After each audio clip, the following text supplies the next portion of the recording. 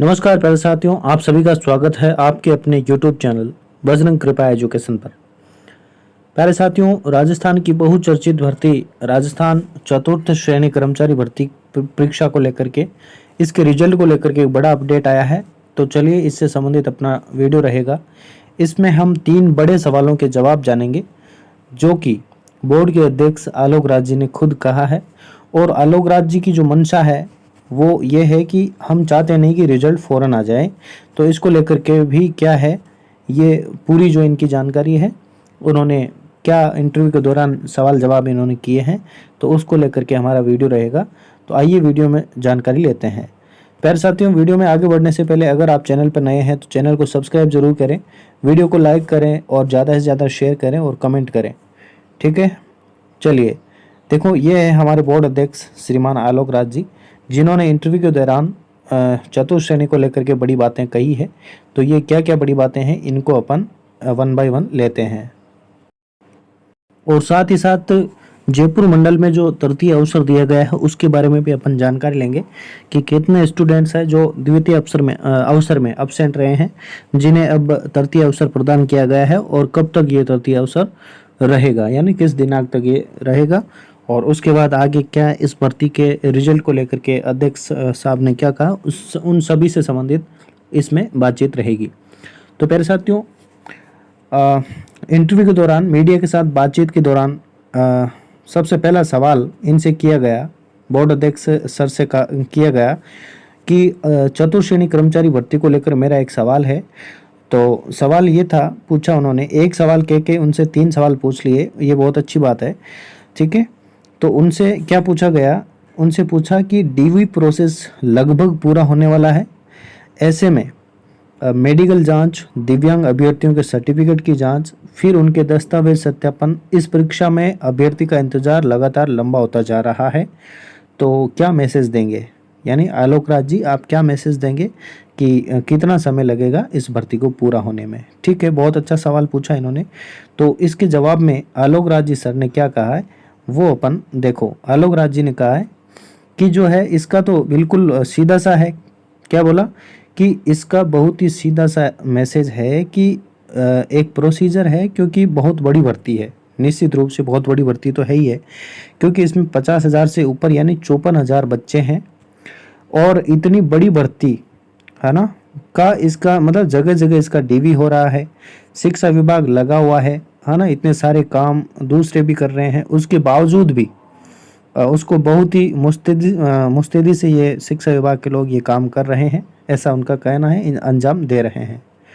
चूंकि इसमें pH candidates और स्पोर्ट्समैन कैंडिडेट्स काफ़ी ज़्यादा तादाद में हैं, तो उनकी जांच में टाइम लगता है, बिल्कुल टाइम लगेगा, क्योंकि टाइम तो लगेगा ही सर, क्योंकि इसमें जो है पीएच कैंडिडेट्स को आप जो है मतलब हॉस्पिटल्स में एक दिन में बहुत कम स्टूडेंट्स बुला रहे हैं, और जो पीएच जो कैंडिडेट्स हैं उनको पास भी ज़्यादा 2 गुना नहीं करके 5, 7, 10 गुना तक इनको पास किया गया है, तो इसलिए टाइम लगता है।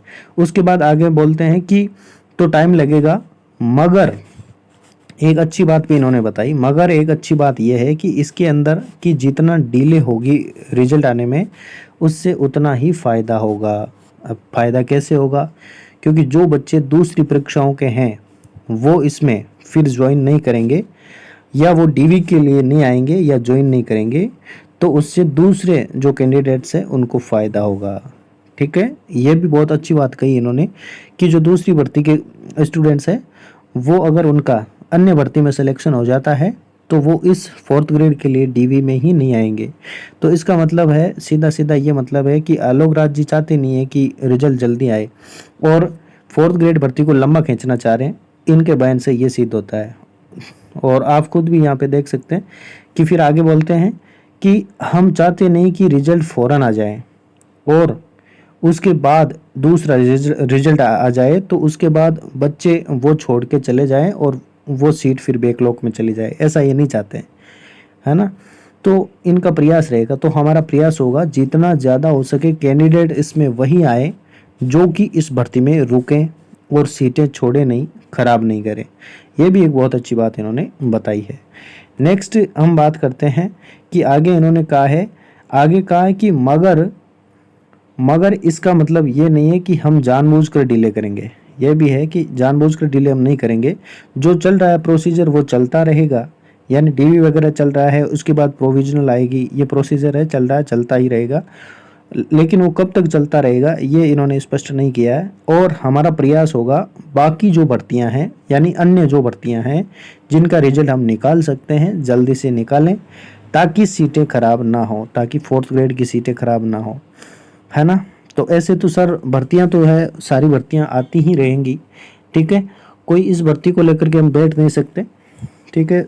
ऐसे तो अपन कह देंगे कि जो भविष्य में होने वाली भर्तियां हैं उनके रिजल्ट्स भी आने दो, फिर अपन निकालेंगे, तो ये कोई बात नहीं होगी, ये ठीक नहीं है, ठीक है। और उसके बाद इन्होंने कहा, जो दूसरा प्रश्न इन्होंने किया कि सर अभ्यर्थी अभी से मांग उठाने लगे हैं, ठीक है, अभ्यर्थी जो है अभी से मांग उठाने लगे हैं कि प्रोविजनल मामलों में काफ़ी समय लगेगा और प्रोविजनल पीएच मामले छोड़ते हुए परिणाम जारी कर दिए जाए। ये अभ्यर्थियों की मांग है, हम सभी की मांग है और वाजिब मांग है। सोशल मीडिया पर भी काफ़ी आवाज़ उठाई जा रही है। तो इसके संदर्भ में जवाब देते हुए आलोक राज जी ने कहा था कि इन्होंने कहा कि नहीं, इनकी जो मांग है वो वाजिब है। देखो, हाँ नहीं, उनकी बिल्कुल आकांक्षा सही है, यानी ये आलोक राज जी सर भी मानते हैं कि बेरोजगारों की जो 4th ग्रेड की सिलेक्टेड है उनकी जो मांग है वो बिल्कुल सही है, उनकी आकांक्षा सही है, जितना जल्दी हो सके रिजल्ट निकाला जाए।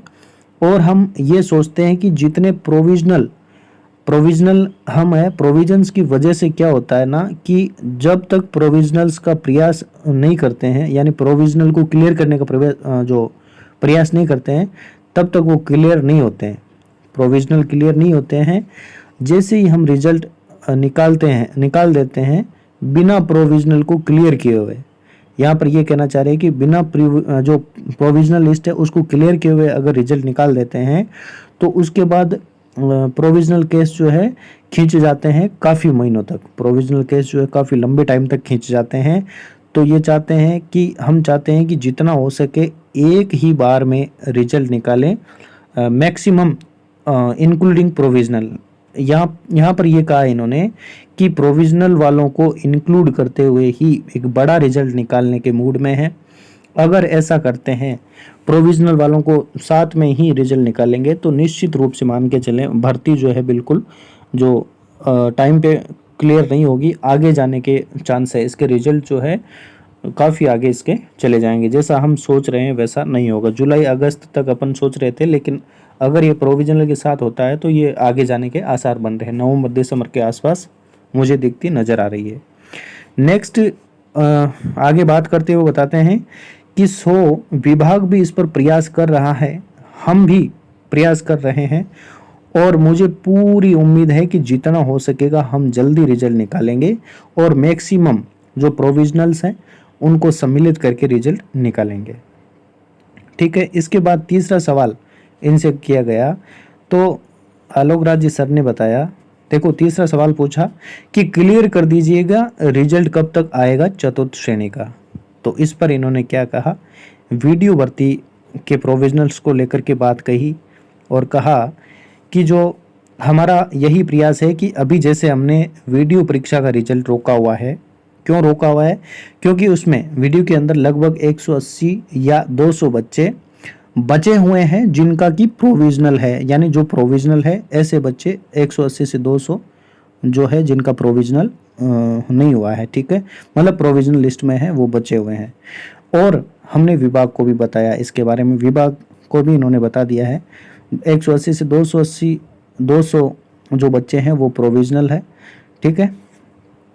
और आगे बताया कि क्योंकि ये भर्ती ना, अब 4th ग्रेड के लिए कहा है कि ये भर्ती मल्टीपल डिपार्टमेंट्स की होती है और मल्टीपल डिस्ट्रिक्ट्स की होती है, तो यदि आप बिना सोचे समझे, देखो बिल्कुल विचार कर रहे हैं, सोच समझ करके रिजल्ट निकालने की बात कर रहे हैं कि बिल्कुल सोच समझ के रिजल्ट निकालेंगे, तो यदि आप बिना सोचे समझे रिजल्ट निकाल देते हैं तो उससे कई बार देखो गड़बड़ क्या होती है, परेशानियाँ क्या होती है वो भी इन्होंने बताई है।